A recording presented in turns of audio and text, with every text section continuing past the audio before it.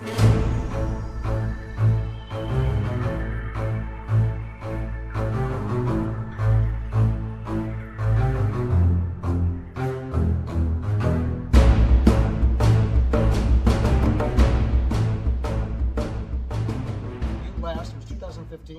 a speaker here, and I bought your book Twisted, and in a recent event that we just were at, you were telling me an interesting anecdote about writing that. Could you share that with us? Which thing were we talking about? Just the double... Oh, so Twisted was an interesting kind of a story because it had two plot lines, and one line was invisible, and the other one was the physical plot line. And you don't know that invisible plot line is running through the story until the very end, when they kind of merge together into one, and then you're like, wow, this has been happening all this time. What's involved with doing two plot lines of that nature? Did you have to plot it out, track it out? I really had to keep track of both stories, and it was important to outline in this. And before that, I had not been an outliner; I had been a pantser. But this novel really changed that because I had to keep track of the invisible line. I had to make sure the invisible plot line wasn't conflicting with the visible one, right? And I also had to make sure that it wasn't giving away the invisible plot line in the physical one. So there was so much to keep track of to keep this balance going throughout the book, so people didn't figure out the ending. And also make sure that they also blended at the end as well. Blended, in other words, it had to make sense. It had to come together and go, oh wow, of course, instead of, huh? Right. You know, so it was a matter of really keeping a very strict outline and referring to those outlines to make sure, okay, this is here, this is here. Does this give this away? Did I say too much here? Did I add something, you know, was something in the dialogue a giveaway?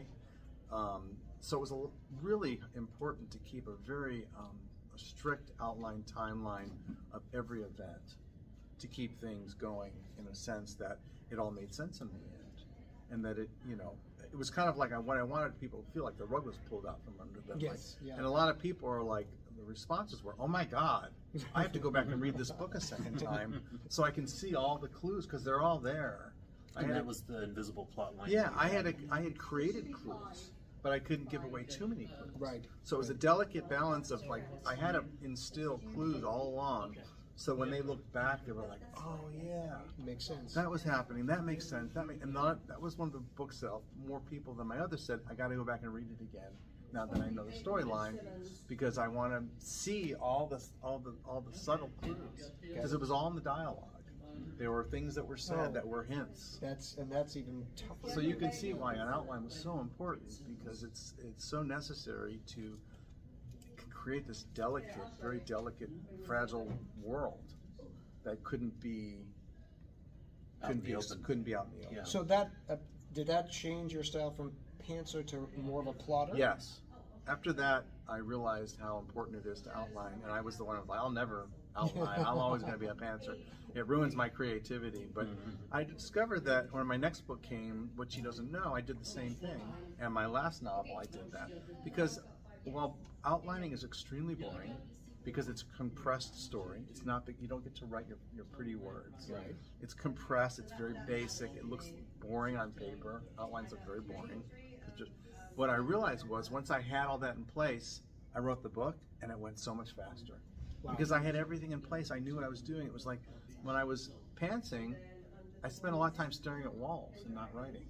Trying to think like, where am I going to go next? Yeah. What do I do with this now? Shoot. You know, how am I going to go? When I was writing, it's like, oh, I already have that. And I just would start writing, and then I got to expand the story and just kind of let it expand, like adding water, kind of a thing, where it was just, you know, it was a lot easier. And while the process of outlining is really boring and takes a lot of time, and it's just not fun, the good part is I wrote my last book, my first draft, in the shortest time I've ever written a first draft. Because it was all, and not only did that, I did a character analysis. So before I ever started the book, I knew who my characters were. I knew everything about them. I knew about their childhoods. I wrote about events in their lives that had occurred, whether they were going to be on the page or not. They helped me. They were the scaffolding. So all the scaffolding was in place for this story. You could build on it. And I could build on it, and it was like so much easier just to go off that. So while people hate outlining, and I hate outlining, when it came to writing the story, it was just so much easier. You know, I knew so much before I started. Yeah, and you had everything. You didn't have to come up with it on the fly. You had everything prepped. And Everything, and then I added, like I was telling you earlier when we spoke, I added to that. Gems would come to me, and I would just fold those in, like, oh, here's another idea. But that wasn't good because the story was already solid in place. Right. Anything I added would just make it better. And there are some plotters that they are rigid and they are inflexible, and this is how it's going to go. The fact that you plot, create the character background, gives you the freedom to go, this is a nugget that I want to put in. You know, for me, this whole outlining thing, the food analogy is stir fry. You can't just whip together stir fry. You have to cut the vegetables and the meat and get the sauce ready. And then cooking takes no time at all. Yeah, but you have to prep. I think a lot of people mistakes a lot of maybe newer writers make is they think a first draft has to be perfect. Oh my God. No. And if you ever listen to Anne Lamont's or read Anne Lamont's book, Bird by Bird, she said first drafts are shit. Yep. Right. And Your they should. first drafts are not readable. They're not readable, and they shouldn't be. You just need to get the story down. Right, exactly. So for me, I got the story down, and it was a little more organized and a little more clear since I had the outline. But that didn't mean that it was anywhere near perfect, because I do multiple drafts in my books, probably about 13 to 20 of my book, because I obsess. And every draft, every draft is another layer. Right. Yeah, people think I'm crazy. Well, I'm so sick of my books. By the time I finish them, I don't ever want to see them again. I think most people think most writers are crazy, but we that's are. my opinion. But I obsess over my books, and but each draft is another layer that I add to it that makes it even better. So every layer, every draft for me is just another layer that I throw on there, and that's where the gems and the additions come on. But that basic story, that first draft, is all in place, and it's fertile. We've talked to so many different writers, and every style is different. Yours is unique, and I think the most important thing that we want to express to any writer is find your style, find your method of craft, your process, because it works for you. Somebody will watch this and go, Andrew's style works for me. I might try that. And that's the thing we just want to encourage. Whatever you're doing as a writer, part of the process of developing is finding your voice, your craft, your style. And how to write a book. So tell us about the most recent book that's come out, Some of the Sea, please.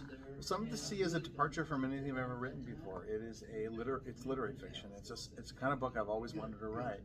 I've always written these kind of thriller, twisty, intense, psychological suspense, but I also have a side of me that likes to tap into the emotional. So this is a character-driven story more than a plot-driven story. This is about the characters, about their lives. It's a story of a father and son overcoming trauma. And it's really, I loved writing it because I do like to write emotional stories, and even my thrillers have emotional elements in them because I like to put those in there. So a lot of feels in this book, and I loved exploring that. Is exploring the emotional sides of the story and getting into the character's head in a different way than from thrillers. You know, the growing up, coming of age, trauma, all that stuff those are beautiful stories.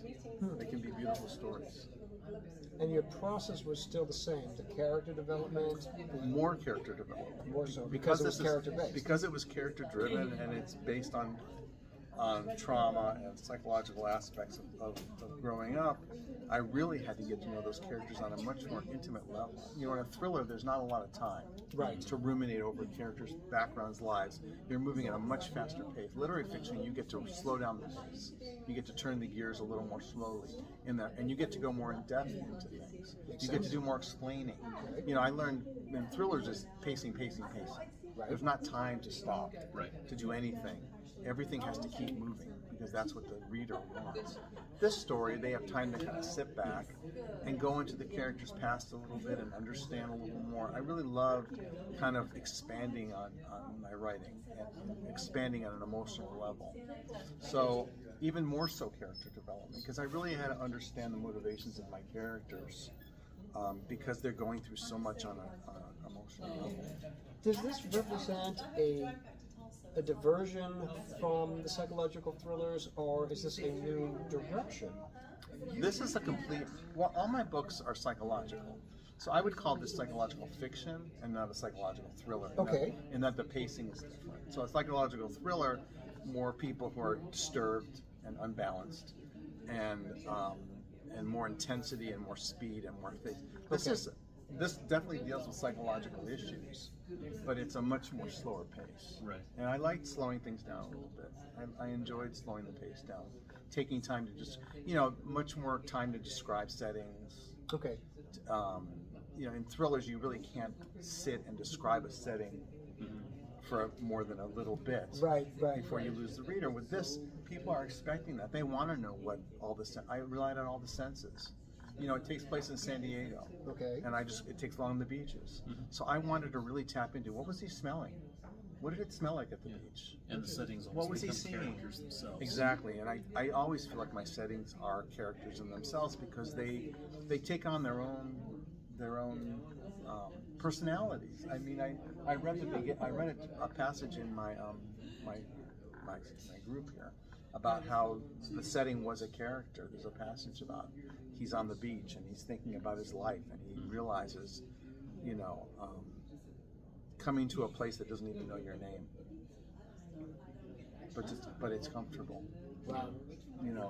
That Kind of losing yourself. Yeah, I mean, I could try to find it for you, but it was more like it's lonely going to a place that doesn't even know you exist, that you keep coming back, that kind of a thing. That's taking a setting. I couldn't do that in a thriller, but I could certainly do it in literature. I don't think you could even write that kind of a line in a thriller.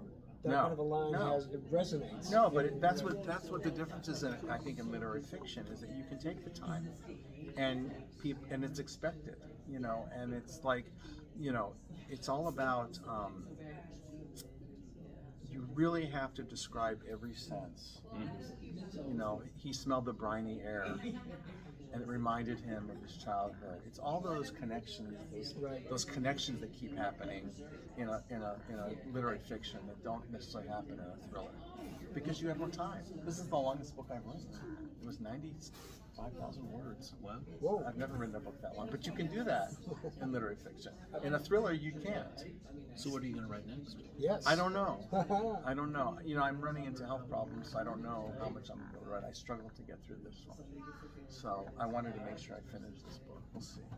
Well, I hope that the writing and the fertile mind stays. My mind is always thinking. Yeah, Yes. and that's the one thing. If you've got that, at least you can talk about it, teach, and pass on information. And you may have gone through issues over the last 9 years since I saw you last. Yeah. But as I recall, vaguely from 9 years ago, your attitude, your enthusiasm, and your passion for the craft still is high, and that is appreciated. I love writing. I love being around writers. I love everything about it. I love talking about writing. So, therefore, the chances are that we will be reaching out to Mr. Kaufman here for one of our more extended Zoom interviews, as we've done with Eric Rattan and Alex Gordon, forthcoming.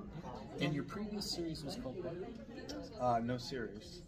Previous novels? Previous novels. I have 5 Okay. that I wrote. So there was While the Savage Sleep, which is horror. Uh-huh. Then there was Darkness and Shadow. No, The Lion and Lamb Hunted, which was a psychological thriller. Okay. Darkness and Shadows was the sequel to that book. So Okay. there's two books. Then What She Doesn't Know, and then this. Is that 6? Twisted. Twisted. Oh, Twisted was after The Lion and Lamb Hunted. Okay. Then What She Doesn't Know. So, And all those are available on? yeah, they're all on Amazon. Okay. All there. On Amazon. Thanks for joining us. Thanks for having me. Look Great forward. talking to you.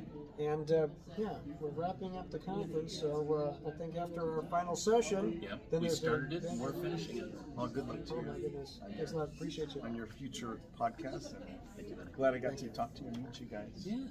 I'll see you around. We'll see you all. Take care. Bye bye. Tiki Man and the Viking Podcast brought to you by Rumination of Thunder Media. The following intro and outro music was used for this media project. The music Find Them by Alexander Nakrata. Free download from filmmusic.io. License Creative Commons Attribution 4.0 International.